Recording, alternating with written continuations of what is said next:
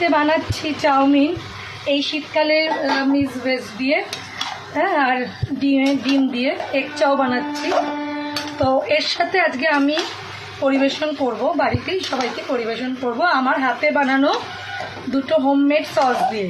একটা ধনেপাতা সস বানিয়েছি আমি, মানে চাটনি নয় কিন্তু ধনেপাতা সসই বানিয়েছি, আর একটা বানিয়েছি হচ্ছে টমেটো সস।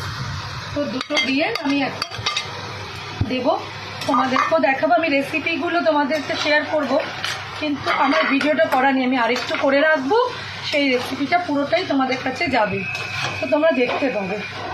তো এইটা বানাচ্ছি এখন চাউমিন। এই চাউমিন বানানো আর কী দেখাবো, এটা দেখাবার তো কিছু নেই, ঘরে ঘরে মায়েরা রোজই চাউমিন বানায়, এটা কিছু নেই দেখাবার। মেন দেখাবার আছে তোমাদের আমি যে সসগুলো বানিয়েছি এটা দিয়ে আমি পরিবেশন করব, দেখাবো তোমাদের হোমমেড সসটা। ওকে বন্ধুরা, তো মোটামুটি ডান আমার চাউমিনটা। এবার আমি একটু বন্ধ করে দেবো, আমার হয়ে গেছে। সবজিগুলো অতিরিক্ত গলে গেলে চাউমিন আর শীতের সবজি ভালো লাগে না। তো হয়ে গেল, তো চলো বন্ধ করে দিলাম, এবার পরিবেশন করার পালা।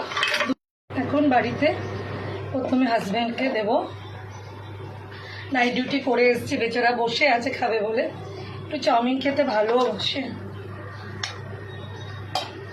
সস আর ধনেপাতা সস এই দুটো দিয়েই দেবো আজকে। চাউমিনটা দারুণ খেতে লাগবে, একদম জমিয়ে হবে এটা। আর এই যে টমেটো সস আমি বাড়িতে বানিয়েছি,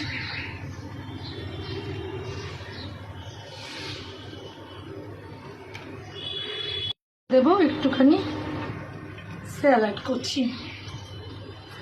টিফিনে সার্ভ করব, দেখি কেমন ভালো লাগে। ঠিক আছে, চলো।